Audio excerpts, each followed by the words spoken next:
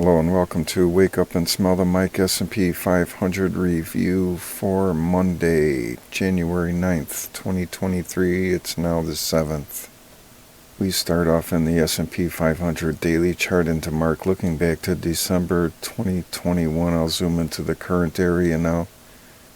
The S&P 500 has printed the daily sequential and combo sell setup 1. And to negate that for end of day, Monday on the 9th, there must be a close below 3824.14 for the price flip to the buy setup count 1. And price has broken out of its consolidation area with a high here and the low over here. And there's now a qualified supply line here. And the supply projection from this qualified supply line was just about tagged. There was a high of 3906.19. And the only level in danger of becoming qualified for end of day Monday is the 50% disqualified momentum down with a close under this level. And this qualified supply line could become confirmed on Monday the 9th with an open higher than this close on the 3rd, and then a close higher than this close on the 3rd for end of day on the 9th. And the non-farm payrolls report and all the other ones turned out pretty good. There was 256 for last report. And then I said somewhere between 200 and 256. As long as it's below 256, it'd be good, and it was 223. And then when the unemployment rate came across the wire, you could see it drop price in the S&P 500 as that's less unemployment rate than there was before. And then the average hourly earnings came across the wire less than the last report, and that was the topper there. And then things started really taking off. And then there was another leg up at 10 a.m. here with the ISM Services Index, and that's now in contraction mode. So that was bad news is good news there, and IMS services is like the restaurant and hospitality industry. The NYA top caller chart shows the NYA to SPX relative performance ratio, basically value versus growth, nailing the 4.0 ratio line here at the top in red. Does not show it very well in the thumbnail, but it did nail it and started ticking down. And I say the big fat cap megatechs are going to have their day in the sun and possibly make it down to the top of this ascending triangle pattern here and maybe get through to the lower leg of the right angled and ascending here. But my guess would be just the top of the triangle and then bounce back up and value will shine again. And see the video dated for January 3rd for the 60-year chart NYA to SPX ratio for where the value trade could go. I've reconfigured the NYAD pattern here from a descending broadening wedge to a falling wedge only because it was starting to go down into the NYMO down here, and the AD line has broken out of the top of the pattern and is above its 50 EMA in green, you can see in the thumbnail, and fast approaching the 200 simple moving average that's supposed to be in red but looks like black. You could see it's in red over here. 200-day simple moving average. And the New York ratio adjusted breadth oscillator is skyrocketing above zero. It's starting to get above some of these upper peak levels here in red. And NYA price has broken out of this downtrend line here again. You can see there was a whipsaw here, slight one here. Let's see if it can stick this time. And I am starting to rethink the call that we will eventually see this October-November 2020 double low and revisit that.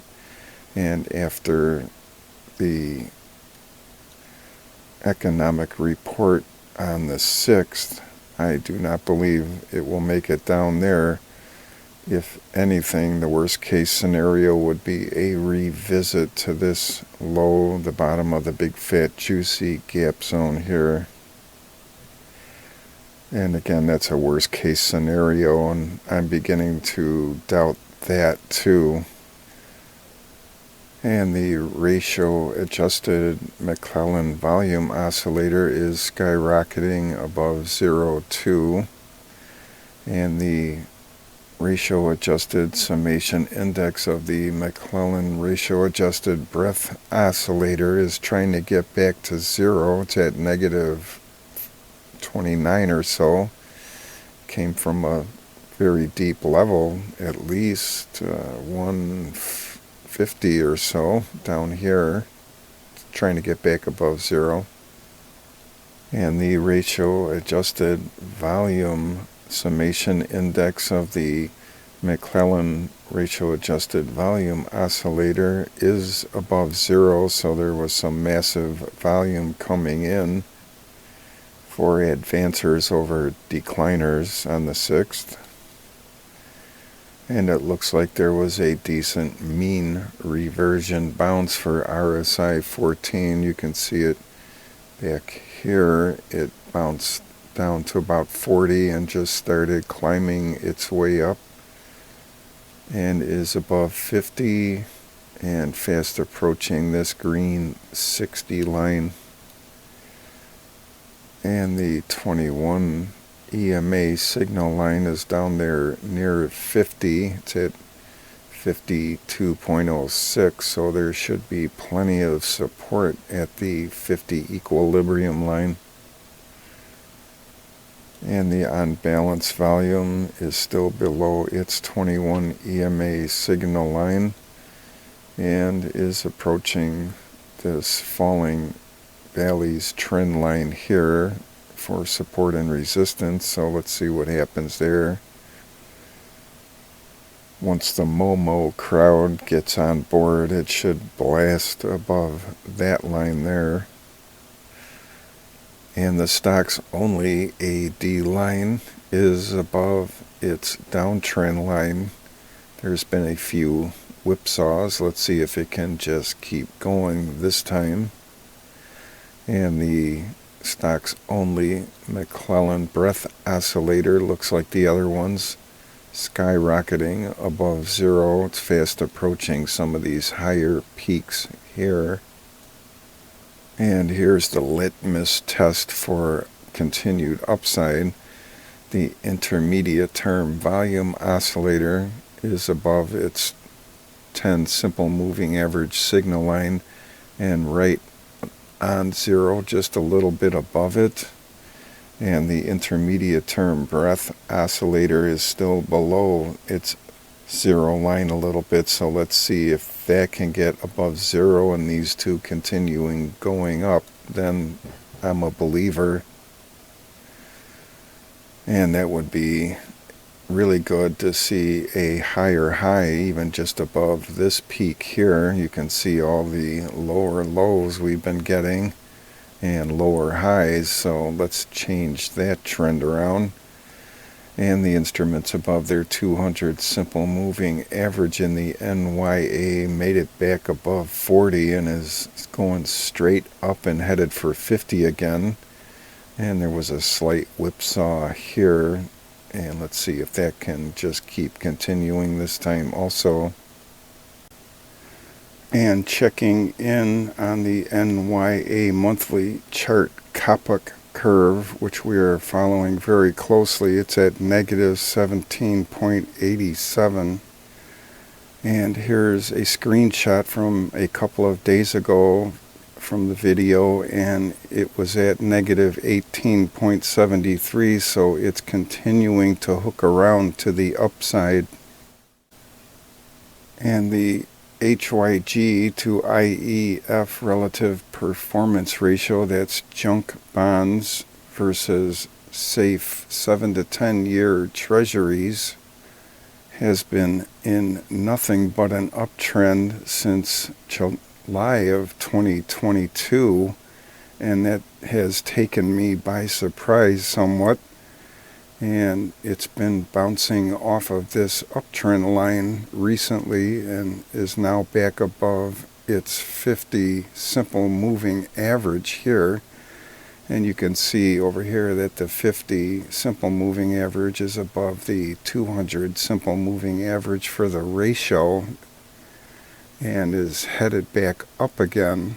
So if it can get above this peak here, which looks like the most recent high, that will be a good thing there. However, in the U.S. Treasury yield chart that shows just about all of them, you can see in the thumbnail that all yields have been pulling back for almost all durations except the very short ones. So the 3-month and the 1 month here are still holding their own. Looks like the 3-month wants to roll over too. So if we look at the 5-year here in orange in the thumbnail, that really had a drop. I think that was the biggest of them all, other than the 10-year, but the biggest of that series that we're looking at, the 7 to 10 year. So if that trend continues, I would expect to see the high yield junk bonds pull back in a little bit. So we'll monitor this closely to see if it breaks down through that uptrend line here. The S&P 500 support and resistance levels big board chart on January 6th. We're going to review that now. And the Fortress Fed's pikemen that were out as the first line of defense were completely trampled on. Price made it through up to R2 and actually paused there for a while, and then it just shot right up into the 68, went past that, killed the 75 area, and then just blasted right through all this here and actually nailed the Fortress Fed resistance. Here's the S&P 500 1-minute chart for the 6th. You can see it paused right here for a little while, a few minutes at 38.52, and then had a drop and then just took off after that. It looks like it went down to exactly where it paused a few minutes before that and just absolutely tore to the upside. Again, hit that 38.63 or 68 area here and then paused again and then just kept tearing to the upside, blasted through all the 36.70 area, the 38.80 area, and then just kicked it into high gear here and absolutely nailed the Fortress Fed resistance here. It had a high of 39.0619. So I did do some shorting here when it got above the weekly diamond bottom extension perfect uptrend channel here. And my decision for shorting was XLP, the staples sector for the S&P 500. And that's a big risk in doing that, as as you know, if you listen to any of the talking heads in the media, everybody's saying, all the analysts are saying that they're going to be into staples for this year. And that might be true for it overperforming everything else, but right now I don't believe so.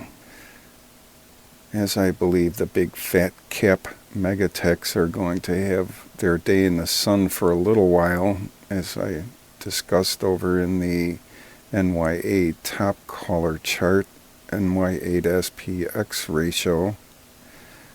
And the staples sector is very similar in correlation to the S&P 500 itself. Now here's a 0 here, then it had the 1 and the 2, so it's on wave 3, which is the best wave. And while it did print a 2 up here and has been traveling down, the projection for printing wave 2 still has a long way to go. So from the close at 0 to the close at 1, we're looking for a 61.8 Fibonacci retracement level, and that's down here at 69.05. And it could go down to the 38.2 Fibonacci retracement level at 72.83. And that's legitimate and could just tear to the upside and print the wave 3 when it gets above this high here on the 13th. And if it does that, then we would expect wave 4 after the wave 3 prints to get that 61.8 Fibonacci retracement level. Now in the S&P 500 chart, it's a bit ahead or just different in the wave pattern. So the S&P printed the C here, and then we had the 1, 2, 3, and now have printed the 4, and we're on the wave 5, which can be just as good as 3 if everybody gets on board. And there's a qualified supply line here. The momentum up disqualified here, and the momentum down disqualified here, both 50%. And you can see it's the same in the staples XLP. Here's the 50% momentum down, the 50% momentum up, both disqualified, and the supply line that's qualified, and it jumped up above it, just like the S&P 500. And fast forward now, here's the support and resistance big board for the 9th, and you can see that all that 75 area turned into red, and we have the gray areas in the 80s. And price in the aftermarkets close on Friday afternoon, it was 38.92. So it's basically right there at the daily fortress Fed. And having it all together like that, it could just jump right over that again. So here's what I'm going to be looking for moving forward. Here's the S&P 500 downtrend line chart looking back to the COVID crash era. All these wonderful descending broadening wedges that I made a lot of money on. And we still use some of those top lines from those descending broadening wedges.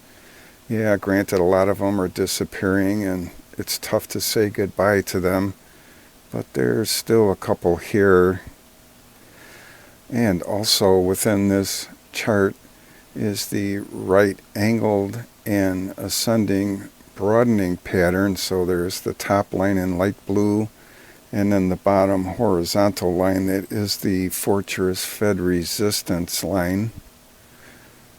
I'll zoom into this current area now. So we'll click on this Fortress Fed Resistance link and see the rules for me to switch from buying to cover those shorts to buying again. So you can see the video on 12:30 in the Let's All Gather at the River section of the video for an explanation of that, but we'll go through it again now. So what we're going to be looking for, and I think there's a strong possibility of it happening, are the three white soldiers candlestick pattern here in this picture. So the first one we've already had, this big one here. So on Monday, what we're looking for is maybe just a little pullback. You know, it could gap up, and that makes this pattern questionable. But ideally, we get a pullback a little bit on Monday morning. And we know there's really good support at this 3870 area, so maybe bounce off of the pivot point at 3870. And then head up and close above the Fortress Fed resistance line for this candle. Then do the same thing the next day, have a little bit of a pullback, and then everybody comes in and buys the dip in the big fat cap megatechs and the likes of them, and we get another bounce up and another higher close. So you can see the three higher closes here. And I say three higher closes because it would make three higher closes according to my rules. Here's this red candle within the cloud, then the up close, and if we get two more up closes, that's three up closes, and one was below the Fortress Fed line, and if we can get two more above it, I'll be covering shorts and buying. And I also put on that pair trade XLY and XLP, so long XLY, short XLP. That's the consumer discretionary sector and the staples sector, respectively. To the way you normally put on a pair trade, you normally do it all at once. You go long, the one you want to go long, and the one you want to go short at the same time, but I did not do it this way as I was watching in the pre-market hours, and I noticed there was a big lag before things started going up. So I got into the XLY consumer discretionary in the pre-market hours, and then I waited until the S&P price went above the weekly diamond bottom extension perfect uptrend channel, and that was actually over here at 38.97. And that is not the way you're supposed to put a pair trade on, but that's the way I did it this time. Hopefully that gives me a little bit of leeway in case things go against me with XLP, as I have put on even more shorts on the XLP. So I matched the XLY long, and then I put some extra short XLP on. So if it looks like I'm going to go down in flames, I can just close out the trade and maybe not lose that much or even make a couple of dollars. And the reason why I say there's a good chance for the three white soldiers candle pattern is I believe everybody's going to be front running the CPI report on Thursday the 12th at 8:30 a.m. Eastern Time, and everybody's expecting it to drop significantly, all of them across the board, core, year over year, 3 month, everything. And the consensus can be scary sometimes, but I'm going to go with it this time, as I believe everybody's going to be jumping into things in anticipation of good news over here. And I do expect the FOMOs and the MOMOs to jump on board. And the New York traditional McClellan breath oscillator is way up there. It would take 2,932 decliners over advancers to get back to zero. And we've seen more than that lately in the last 3 months or half a year. It's gone into record territory, I believe, up past 6,000, almost hitting 7,000. So this is like nothing. And the S&P 500 daily AD line went back above its 21 EMA signal line quite handily, I would say. And the NASDAQ 100 daily AD line is about to go back above its 21 EMA signal line, so I am expecting a big jump up in the AD line. So let's see what happens if it blasts through the Fortress Fed resistance on Monday. And we have the daily high channel 3 there, so it has some room to run and can get above that 39.21. And the monthly support and resistance line is there. It could get back above that. And then one thing that concerns me is the ROC 1 over here is above the euphoric state line. We'll go take a look at that. And here's the ROC 1, ATR2, and PPO Extreme chart. And you can see the ROC 1 above the positive 2 line, which is the euphoric state line. But maybe it will look like this over here. You can see back in between June and July, it went down to the pain threshold and bounced off of that, and really never got below the -1 volatility line here, and just stayed above everything and had a bunch of runs above the euphoric state line, and then even more above the positive volatility line here. So that was that June run here. Maybe we'll see that again. And maybe the PPO Extreme can get back above zero and continue moving up. All it's done these last forays above zero is take a gulp of air and go back under. Could happen again, but if CPI report really is good to the downside, then we could have something going on here, but you have to wait to see what happens there. And the instruments above their 200 period moving average within the S&P 500 is getting back up there to the 80 and beyond zone. So this is what we're looking for here. Boy, then you really have something when that happens. And the S&P 500 AD line is below its falling peaks trend line. That's usually pretty good resistance, not so much support. So it made it through that, and that's pretty good sign there too. So the next stop is this rising valleys trend line here. And you can see there was a lot of whipsaws above that and then went back under. So take that one with a grain of salt, that line, but nonetheless it's a pretty good target. And RSI 14 looks similar to the NYA RSI. It had a nice mean reversion bounce. It hit 40 a couple of times here and then just took off. It's above its 21 EMA signal line and went above the equilibrium line at positive 50 here.